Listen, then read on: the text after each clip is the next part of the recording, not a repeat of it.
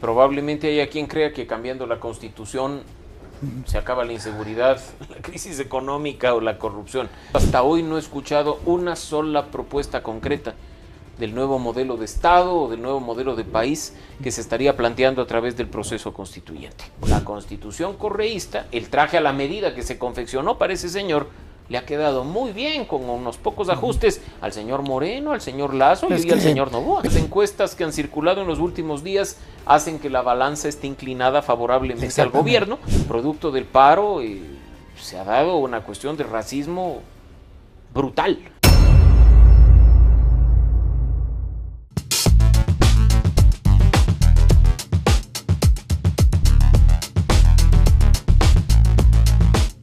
Estamos inmersos en un tema que tiene que ver con la consulta popular y por ende pues las preguntas que han sido planteadas, pero sobre todo la situación de una convocatoria, una constituyente que tendrá que definir igualmente la ciudadanía en esta consulta popular.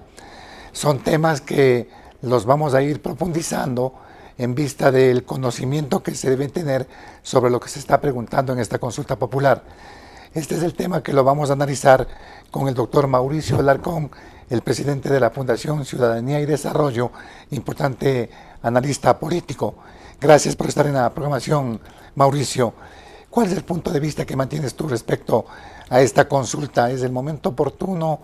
¿Es necesario en este momento que los ciudadanos se pronuncien sobre estos temas? Y fundamentalmente, ¿qué piensas sobre la constituyente?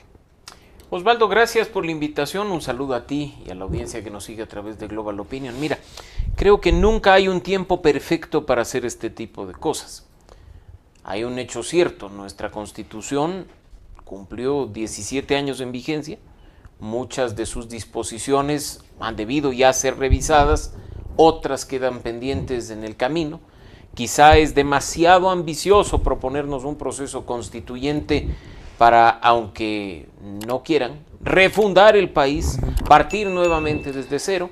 Si hubiera sido óptimo plantearnos qué temas en específico queríamos cambiar de nuestra Constitución, e incluso ese insumo aún está pendiente de cara al próximo 16 de noviembre. Mira que incluso, a propósito de lo que estás mencionando, 3 de las 4 preguntas que vamos a recibir en nuestra papeleta el próximo 16 de noviembre, tienen que ver con la Constitución actual. Es decir, nos vamos a pronunciar por disposiciones que, si las aprobamos, probablemente estarán en vigencia unos pocos meses de cara a una eventual aprobación de un proceso constituyente y una nueva Constitución. Porque ahí puedes cambiar todo, pues en la constituyente, ¿no? Efectivamente. Hacer una nueva Constitución en este caso, Mauricio. Yo te pregunto, vamos a votar por la reducción del número de legisladores. ¿Cuándo va a entrar en vigencia eso, si es que se aprueba mayoritariamente o por un voto esa pregunta? Si se aprueba la constituyente, va a quedar en el aire, porque tú tienes en este momento una Asamblea Nacional con mandato designado hasta el año 2029. Esa disposición, ese cambio constitucional de reducción, entraría en vigencia para las elecciones del próximo periodo presidencial y legislativo, y para ello probablemente ya tengamos una nueva Constitución. Esas son las contradicciones. Pero en este caso, preguntas como los de la base militar, la reducción de asambleístas y el financiamiento de partidos políticos son una especie de preguntas que te atraen, que son las preguntas gancho para la constituyente. Pero que me preocupa que sean producto de una mala planificación, de la improvisación política y de simplemente responder a coyunturas. Sin duda lo de las bases militares extranjeras es importante, Osvaldo, lo hemos conversado contigo en espacios anteriores. Sin duda lo del financiamiento de la política es una preocupación que incluso la estudiamos al interior de la Fundación Ciudadanía y Desarrollo, pero eso tiene que ver con el régimen actual vigente. Meter ahí una cuña, más bien de un proceso constituyente, podría generar otro tipo de repercusiones que no son las que queremos, ¿no? Y peor todavía pensar en que un nuevo proceso electoral, referendo, consulta, se termine convirtiendo en la encuesta más cara para saber si el país aprueba o reprueba la gestión del primer mandatario. Un referéndum de gestión, como ha pasado con otros. Con la gran mayoría. Con Lasso, con Moreno. Pero mira, hablando de los objetivos que tendría en este caso el tema de una constituyente, el presidente quiere reformas estructurales en materia penal, de inversión, libertad de expresión y modernización del Estado. Por ahí se va encaminando, digamos, quizás el texto que podría enmarcar el tema de una nueva constitución, Mauricio. Osvaldo, hasta hoy no he escuchado una sola propuesta concreta del nuevo modelo de Estado o del nuevo modelo de país que se estaría planteando a través del proceso constituyente. Nos guste o no lo que estamos viviendo hoy, recordarás tú que en la elección presidencial de 2006, Rafael Correa dijo con claridad, el segundo decreto que firme será una convocatoria constituyente y queremos una nueva constitución que al menos tenga los siguientes 10 puntos. Ese documento hasta se notarizó. Y lo que tenemos hoy en la Constitución es consecuencia de ello. En este momento se habla de otro proceso constituyente, pero sin una sola propuesta concreta. Hay que cambiar el modelo económico. ¿Por cuál? ¿Cuál es la alternativa? Ya tenemos claro a dónde apuntamos, dónde están las restricciones, cuéntenle al país. Queremos cambiar la institucionalidad y el modelo político. Perfecto, cuéntenos cómo. Vamos a reducir a 3 funciones del Estado, vamos a cambiar la forma de designación de autoridades, vamos a reducir el tamaño de la Asamblea Nacional, se va a convertir en bicameral. No hay una sola propuesta concreta. En este caso, le han preguntado al presidente y no ha denotado a más de lo que estamos señalando, pero en este caso no se da una estrategia en este momento en el afán, lógicamente, de llegar con toda la fuerza a instalar una asamblea constituyente y que allí nazcan todas estas iniciativas que estamos señalando, Mauricio. Mira, a mí, después de lo que acaba de suceder con el paro nacional, me queda claro que la estrategia del gobierno es seguir polarizando y seguir capitalizando del caos y de la confrontación. No me extrañaría que en este momento busque un cheque en blanco, como lo ha dicho, primero voten y después les cuento qué es lo que quiero, para después plantear cualquier cosa, ¿no? En función de los resultados, que eso definitivamente es equivocado. En este país ya hemos tenido 20 constituciones, 20 procesos constituyentes, vamos al número 21. ¿Para qué? Para que tengamos una sastrería que confeccione un traje a la medida del presidente del turno. Eso no es así. Tampoco estamos refundando el país, porque en 1830 se fundó la República del Ecuador y seguimos siendo República del Ecuador. Claro. El término de refundar el país es el clásico tema de demagogia y de populismo que han utilizado desde García Moreno hace 150 años hasta quién sabe ahora qué, para simplemente decir confíen en mí y voten por mí. Mucha inestabilidad. ¿Tú estás de acuerdo con lo que dice Jaime Nebot en estas últimas horas?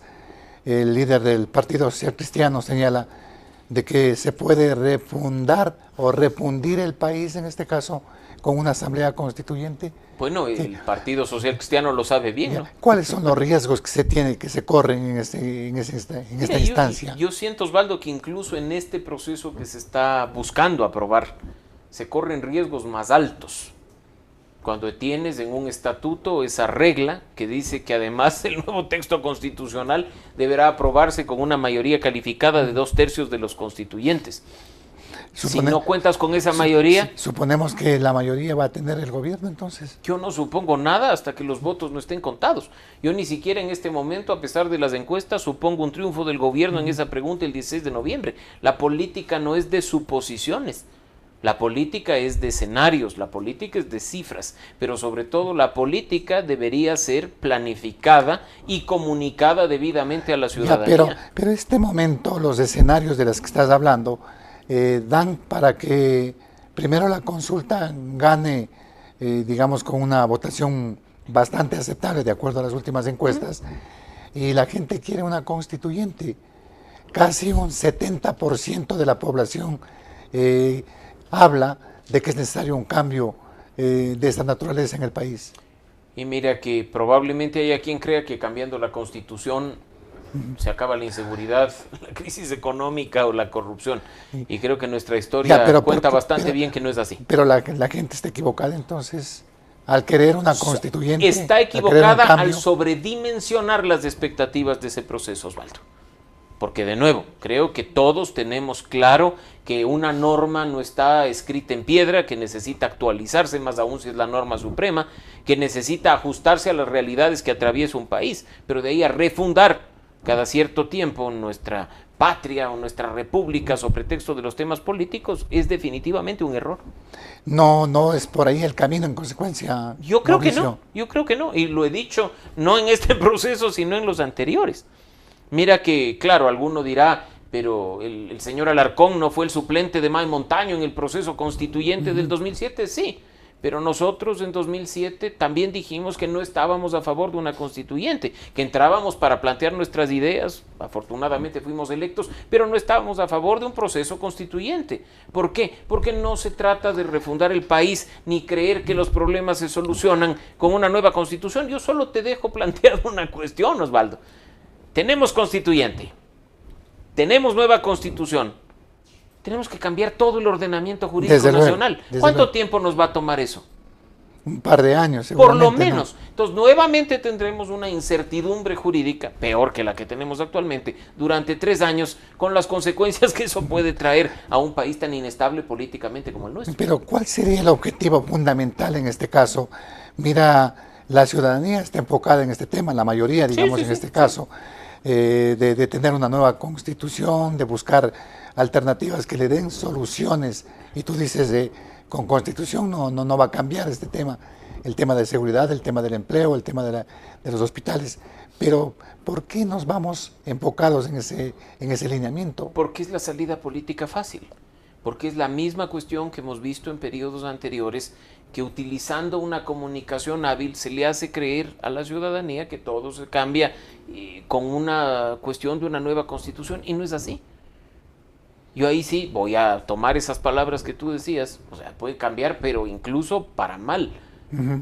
Revisemos la historia constitucional, no es difícil.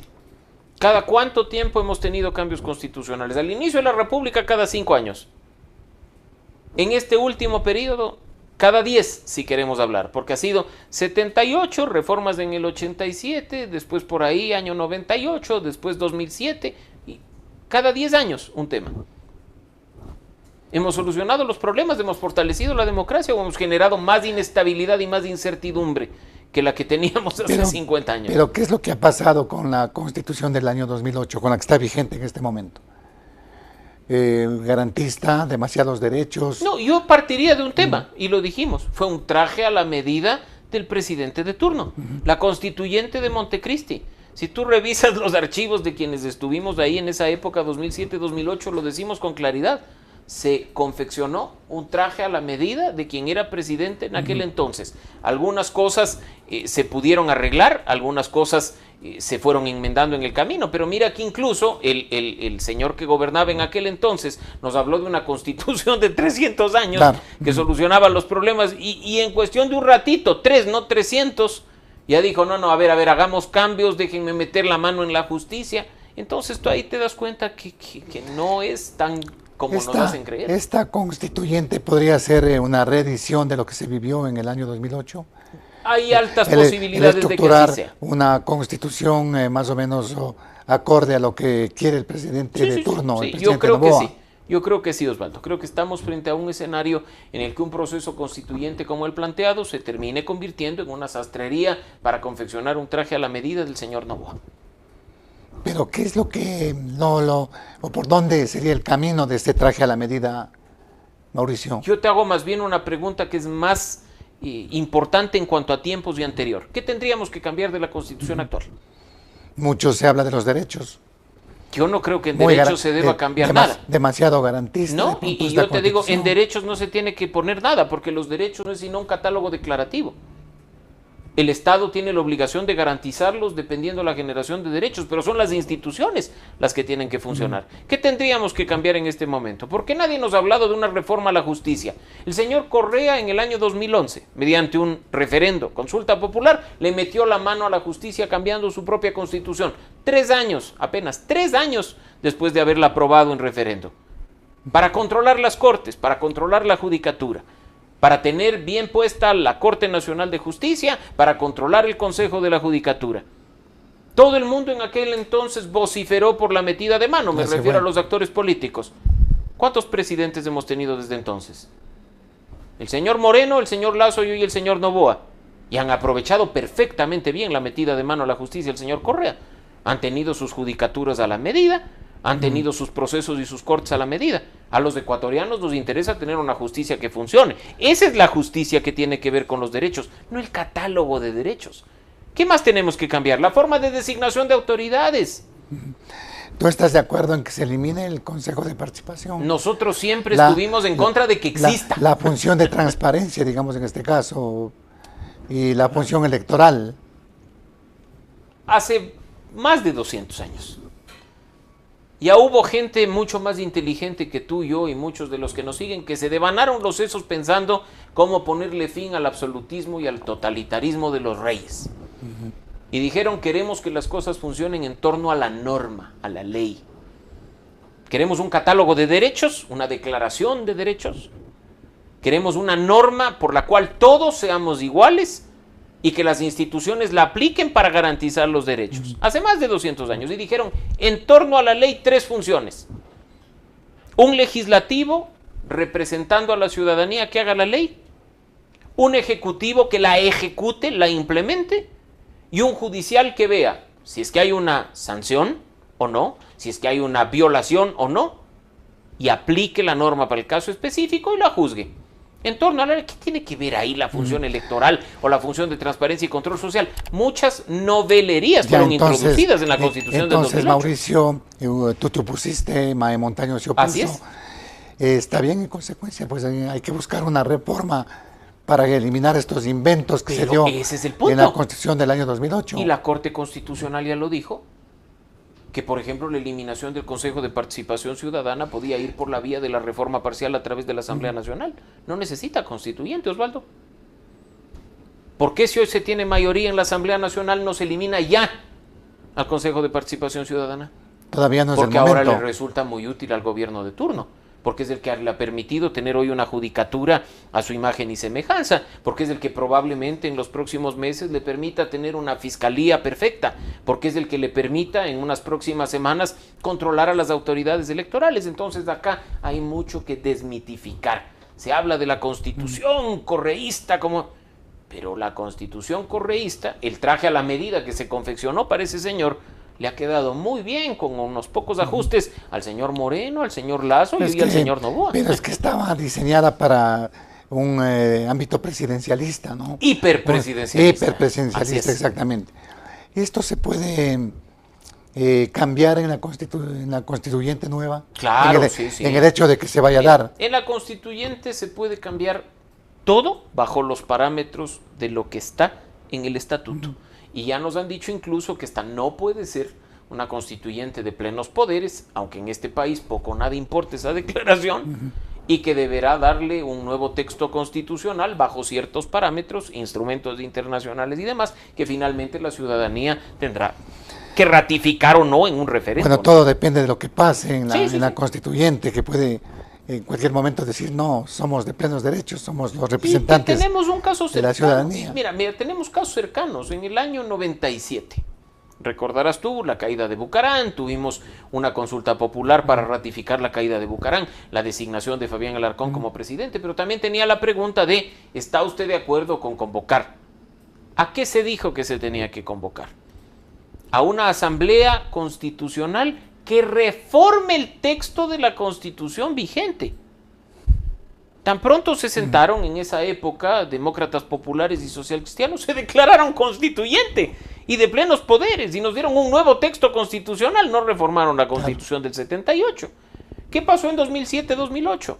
Tan pronto se sentaron, el primer mandato constituyente, se llamaban así, fue asumir plenos poderes al punto de, recordarás tú, quitar autoridades y poner autoridades encargadas. Quiero este fiscal, quiero este procurador. Lo nombró la Asamblea Constituyente. Entonces que no nos sorprenda que acá también, aunque en la forma no se pueda, si se aprueba tengamos una constituyente de plenos poderes que termine mandando a su casa, si es que le da la gana, incluso al propio presidente de la República. Ahora, en el aspecto que estamos analizando, el tema de las preguntas que están de gancho, digamos en este caso, que no sabemos, como tú has dicho, en qué momento van a entrar en vigencia. ¿Cuántas de ellas son tan importantes para lograr que se logre configurar una situación de gobernabilidad que necesita el país y en el ámbito de lo político y en el ámbito de la seguridad? Saquemos entonces la pregunta de la constituyente y enfoquémonos en las 3 que son, si se aprueban, cambios reales a la Constitución vigente. Creo que de esas 3, una sola es realmente trascendente. La que cambia el artículo 5 y permite el establecimiento de bases militares de apoyo y de cooperación en materia de seguridad en el país. ¿Por qué las otras dos no son importantes? Porque la del financiamiento de la política fue mal elaborada por parte de nuestros legisladores y no permite eliminar el fondo de promoción electoral, sino únicamente el fondo partidario permanente, el dinero contante y sonante que se le da a un grupo específico de organizaciones políticas. No le conviene al sector político. Pues, pero nos dijeron que le iban a quitar todo el financiamiento. Y la Corte no se pronunció al respecto, la Corte Constitucional. Y la Corte les dijo, no se olviden que no han abordado todo el tema, sino que se metieron solo con una parte, la del fondo partidario permanente. Y la otra, porque mi querido Osvaldo, reducir el tamaño de la Asamblea Nacional no nos garantiza nada. No es un problema de cantidad, es un problema de calidad. Y mientras el problema de fondo, que es la deficiente estructura de partidos y movimientos en el país, no sea solucionada, a mí no me importa tener 80 o 151, si van a poner en las sesiones virtuales fotitos captura de pantalla con los ojos cerrados, se van a poner a dibujar en media sesión de pleno. Entonces, es un problema de calidad. Gente que ni siquiera sabe leer en el Pleno de la Asamblea Nacional. No se diga hablar en una intervención. Gente que no conoce las normas básicas del procedimiento parlamentario. Te da lo mismo si son 80, 100 o 150. Oye, y los requisitos para ser asambleísta constituyente casi son los mismos, ¿no? Que no nos sorprenda entonces que en la constituyente tengamos la misma calidad de dibujantes, de diezmeros, de coimeros o de personas que simplemente hasta se conectan en el carro para estar ahí sesionando. Ya, pero esto no es un tema de los ciudadanos que están de acuerdo, que a la clase política prácticamente ha generado un repudio y todo lo que signifique control, todo lo que signifique algo que permita ir eliminando de a poco, ¿es bien visto, Mauricio? A ver, Osvaldo, yo creo que aquí, y es importante vernos incluso en otros países latinoamericanos, aunque es doloroso, el punto de partida es asumir nuestra responsabilidad. Si queremos constituyente, perfecto.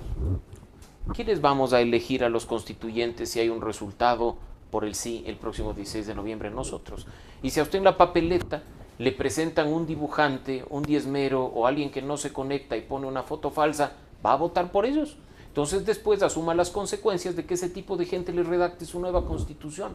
Es lo que hoy estamos viviendo en la Asamblea Nacional. Y claro, es una salida bastante fácil decir que pues es lo que hay o es lo que los partidos nos presentan. Incluso mira que recientemente en una sesión en el Congreso peruano, una experta lingüista, la doctora Malta Hildebrand, decía, ¿qué puedo hacer yo si el menú que me presentan es ese? Es como que yo voy a un restaurante, puedo únicamente elegir del menú, los partidos me están presentando ese menú. Y yo creo que los ecuatorianos, los peruanos, los chilenos, los colombianos, también tenemos la opción de rechazar el menú e irnos del restaurante. Entiéndase, si a usted ningún candidato le satisface y quiere sancionar a esa política mediocre, que lo único que hace es ponernos al hijo de, al hermano de o a la esposa de como candidatos, anule su voto, manifieste su rechazo, no elija a los que después van a generar una crisis de representación como la que tenemos ahora. Han habido ejemplos, digamos, o circunstancias muy, muy pequeñas, ¿no? Lo que pasó en Calacalí, en la provincia de Pichincha, donde ganó el nulo prácticamente. Y hubo que repetir una elección. Pero la cosa a nivel nacional como que es muy, muy diferente, muy difícil. Sin duda, pero es importante que la ciudadanía sepa manifestar su rechazo en lugar de avalar con impunidad de voto a organizaciones políticas que nos están presentando esa deficiente calidad de legisladores, que incluso cuando llegan a la curul terminan vendiéndose o rentándose al mejor postor.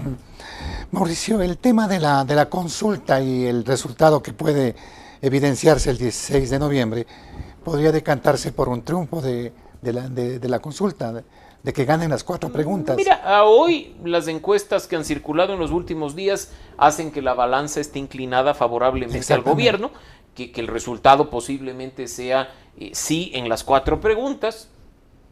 Aún quedan 2 semanas y media para el tema. En este país sabemos que cualquier cosa puede pasar, así es que yo creo que hay que ser cautos y esperar. Ni siquiera la campaña ha empezado formalmente. Claro, pero los hechos que se han dado, como el paro de la CONAIE, no le ha hecho media pues, a la credibilidad o a la intención de voto que tendría el ciudadano respecto al tema de la consulta? Mira, yo creo más bien que en ese sentido el gobierno sale con ciertos sectores de la población muy afianzados a su favor. Porque al tener una sociedad polarizada como la nuestra, en la que hay muchas personas en nuestro entorno que quieren un gobierno de mano dura, que no cede, que es firme y que incluso han llegado a niveles de decir que aquí es necesaria una dictadura, están felices con el resultado del paro y ahora están pues ciegos, sordos y mudos apoyando al gobierno, diga lo que diga, proponga lo que proponga. Ese voto a favor de lo que diga Noboa está afianzado. Del otro lado, sin duda, el voto del movimiento indígena, que le fue muy favorable al gobierno para estar hoy en el poder y ser gobierno, se le estará virando, ¿no? Pero todo se va compensando electoralmente y en la campaña tiene que sopesarse el tema, ¿no? Pero sí es preocupante que en este caso haya un segmento de la población que diga que estaríamos mejor con un dictador, que necesitamos un gobierno realmente bastante fuerte en este caso, Mauricio. Mira, a mí siempre me preocupará eso porque durante todos estos años con Ciudadanía y Desarrollo y a nivel personal he defendido los principios y valores de la democracia, pero también he llegado a comprender que a la mayoría de los ciudadanos lamentablemente eso poco o nada le importa. Peor si tenemos una crisis de sociedad en el que estamos polarizados y donde, aunque suene duro decirlo, gana el odio por sobre cualquier cosa, ¿no? Y son pequeñas cuestiones en las que ganemos a cualquier precio con tal de que el otro no pueda triunfar. O sea, se ha oído en estos 31 días de paro, se ha leído en estos 31 días de paro cosas que rayan en el absurdo, por no decir en la estupidez humana, pero que son muy bien aplaudidos por personas pensantes, inteligentes, analistas. Entonces, son el fiel reflejo de lo que vivimos como sociedad, mi querido Osvaldo. Todavía estamos viviendo una polarización del país. Mucho más profunda. Tú le ves más profundizada. Por supuesto. Producto del paro se ha dado una cuestión de racismo brutal. Y mira que yo soy de los que dice a mí no me representa el movimiento indígena, a mí no me representa, y no porque no sea mestizo, sino por el hecho de que no me representan ni sus demandas ni sus formas de actuar. Pero de ahí a salir a decir lo que mucha gente en redes sociales ha dicho, no voy a usar los términos porque son totalmente inadecuados. Lo que demuestra es una profundización de la crisis, ¿no? ¿Hasta qué punto la posición que mantienen ciertos partidos y movimientos y el movimiento indígena, la Revolución Ciudadana respecto al tema del no en una campaña, va a tener asidero? Mira que la Revolución, como que deja ver, el expresidente Correa deja entrever de que vamos por el no, pero sí sería bueno una constituyente. No, pero sí, pero no. ¿Cómo entiendes tú esa posición? O sea, yo no entiendo esa posición, por un lado, y segundo, creo que parte del hecho de que ni el movimiento indígena, ni la Revolución Ciudadana, ni otros actores todavía saben qué significa ser oposición política. Y mientras no comprendan en qué consiste el rol de la oposición, van a estar de tumbo en tumbo, como lo hemos visto durante todo este tiempo. Ya, pero en este plano no sabemos si es que la revolución, que es quizás la facción más visible dentro de una oposición, quiere un no o quiere una constituyente. No hay claridad, y tú lo has dicho. Y la política, Osvaldo, es de posiciones claras. En la política los tibios no sirven, no son bien vistos por la ciudadanía. Es preferible tener una posición firme que pueda ser apoyada por unos, repudiada por otros, pero no estar del un lado para el otro, ¿no? Entonces yo preferiría escuchar en la Revolución Ciudadana que están en contra del proceso, pero que si hay un resultado favorable, competirán para, no sé, X y Z cosas, en lugar de estar con estos, sale uno y dice sí, sale otro y dice no, sale uno y dice bueno, veamos, esperemos, porque incluso eso lo que denota es que a la interna ni siquiera se han puesto de acuerdo en los mensajes comunicacionales básicos que le quieren transmitir a su electorado. Mala tos te siento, pues, en este caso, mi querido Mauricio. Y no solo... Si no tienes... no solo a la Revolución un tema básico en este caso. Pero es que no. Yo te pregunto, ¿tienes tú claridad en la posición de estos actores que se dicen de oposición? Yo no la tengo clara. Ni siquiera entre ellos. Mira que unas veces hasta la interna chocan. Las nuevas facciones con las viejas facciones. Entonces... Yo te digo, ya no es solo un tema de mala tos al interior de la Revolución Ciudadana o del movimiento indígena, yo creo que es un tema ya de un catarro y una constipada muy fuerte. Ya es una gripe más fuerte, digamos. Y mal curada. Y mal curada. Ahora, pero con estos antecedentes, ¿qué futuro le puedes ver al, entre comillas, oposición que puede darse en este país? Mira, siempre ha habido oposición política. Incluso en aquella época. Pero no ha sido planteada correctamente una oposición, ¿no? Y yo creo que el punto de partida en ese tema, Osvaldo, es considerar que no se trata solo de oposición política desde los partidos. Muchas veces la oposición política puede surgir de la ciudadanía y de ciertos sectores de la sociedad civil cuando la oposición política fracasa. O sea, no estamos muy distantes en el tiempo para ver lo que sucedió hace unos 10, 15 años, ¿no? Donde tampoco había oposición política. Durante un periodo la hubo y tuvimos dignos representantes de la oposición política al interior de la Asamblea Nacional. Me refiero al periodo 2009-2013, donde tú recordarás que tenías una oposición con César Montúfar, con Paco Moncayo, con Gilmar Gutiérrez. Pero cuando vino el periodo 2013-2017, se esfumó la oposición política, no solo al interior de la Asamblea Nacional, sino afuera, que como no logró representación, no sabía qué hacer, no sabía cómo hacer. ¿Y qué surgió en ese entonces? ¿Tú le ves que podemos ir en ese mismo camino, Mauricio? Y tampoco... un tema de que vaya eliminándose este tema de una oposición que haga mella, digamos, o que encamine alguna situación diferente a la que plantea el gobierno. Tampoco, Osvaldo, tenemos que ver el término oposición como algo malo. No tenemos que asociarlo a lo negativo, porque la oposición es crítica con propuestas. Claro, tienes que plantear propuestas diferentes, y ¿no? eso es lo que le falta al resto. Pues no es cuestión de oponerse porque Noboa me cae mal, pues, sino porque Noboa plantea una cosa y yo tengo una alternativa, la alternativa opuesta. Eso es lo que significa oposición. Y en la política, cuando se discute una ley, de nuevo, no se trata de decir, no, estoy en contra porque me cae mal el gobierno, porque no, se trata de decir, porque lo que proponen es esto y la alternativa, lo opuesto es lo que viene del otro lado. De nuevo, si no saben ser oposición, puede ser que más bien el germen de oposición crítica, constructiva y con propuesta surja más bien del lado ciudadano. Una tercera vía es lo que están hablando, ¿no? En este momento. Y habrá que ver. Que podría haber una tercera vía. Siempre es buena una tercera vía. Siempre es buena una alternativa. Pero ¿de dónde peor proviene? En contextos de polarización. ¿La tercera vía estos? de dónde viene? ¿De la izquierda, del centro, de la derecha? ¿De dónde? No me atrevo a decir en este momento de dónde pueda surgir, pero lo importante es que siempre a quienes somos ciudadanos y somos electores nos planteen alternativas viables, nos planteen alternativas sensatas. Caso contrario, tendremos que elegir del menú que tenemos y no es el mejor menú en este momento. No hay de dónde, digamos, en este caso. No hay de dónde. Bueno, pues habrá que ver qué pasa, Mauricio, porque parece que vamos a estar de proceso en proceso electoral. Sí, así es que mal negocio para los que plastifican los certificados. Exactamente. Ya viene la constituyente, digamos, la consulta, de pronto una constituyente, las seccionales, el otro designación de constituyentes, bueno, es decir, una cantidad de procesos a los que nos vemos abocados. No hay que olvidar que esos procesos cuestan y que la plata sale de tu bolsillo y del mío. Casi 60 millones cada proceso. Así es que hay que asumirlos con mucha responsabilidad para que después no digamos esa platita se perdió. Mira que en Chile varias iniciativas constituyentes fracasaron. Bueno, terminaron con una constitución, pero el pueblo les dijo no. Veamos qué sucede acá en nuestro medio con nuestra realidad política, Mauricio. Es lo mejor, esperar y ver. Gracias, Mauricio, por tu presencia, muy amable. Gracias, Osvaldo. Siempre gracias al doctor Mauricio Alarcón, el presidente de la Fundación Ciudadanía y Desarrollo, importante analista político que ha estado con nosotros en la programación de Frente al Personal. Que no se olviden que estamos en nuestro canal de YouTube, en las plataformas de Global Opinion. Nos ayuda mucho suscribiéndose al canal. Los comentarios y likes igualmente son importantes. Estamos creciendo como una comunidad, como un medio de comunicación digital alternativo y eso es fundamental e importante en este momento.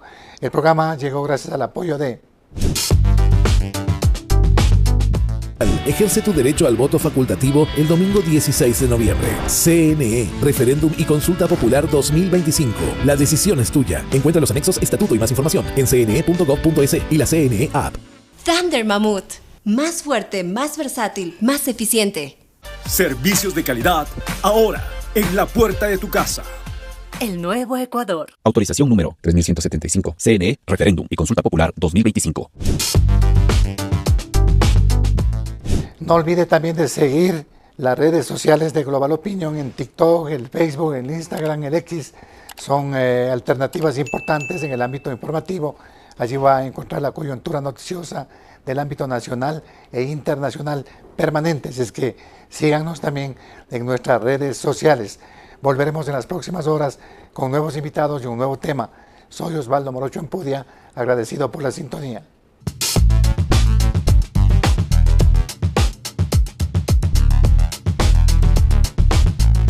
Tu voto por Ecuador. Si tienes entre 16 y 18 años o más de 65, eres miembro de las Fuerzas Armadas o de la Policía Nacional en servicio activo, persona analfabeta, persona con discapacidad o extranjero que reside legalmente al menos 5 años en el país y estás inscrito en el registro electoral, ejerce tu derecho al voto facultativo el domingo 16 de noviembre. CNE, Referéndum y Consulta Popular 2025. La decisión es tuya. Encuentra los anexos, estatuto y más información en cne.gov.es y la CNE App. Él es el flaco, el juguero de la plaza. Esta es la Thunder Mammoth M2, el nuevo motocarro de carga. ¿En qué se parecen estos dos personajes de la costa ecuatoriana? Que tienen la llave para emprender, alcanzando la libertad y moverse con independencia. Eficientes y confiables por cualquier parte que vayan. Una herramienta de trabajo que cambia vidas, eliminando varios viajes, ahorrando tiempo y recursos. Thunder Mammoth M2. Fabricados para durar, diseñados para ahorrar. Atención, el Nuevo Ecuador ha llegado a tu comunidad, porque ahora los servicios del Estado no te esperan, te buscan. Cedulación, atención médica gratuita, bonos, ayudas técnicas, kits productivos, conectividad, formación y oportunidades reales que transforman vidas y construyen futuro. Brigadas Sociales del Nuevo Ecuador. Revisa el calendario de visitas en las redes sociales del Ministerio de Gobierno. Servicios de calidad, ahora, en la puerta de tu casa. El Nuevo Ecuador. Autorización número 3175. CNE, Referéndum y Consulta Popular 2025.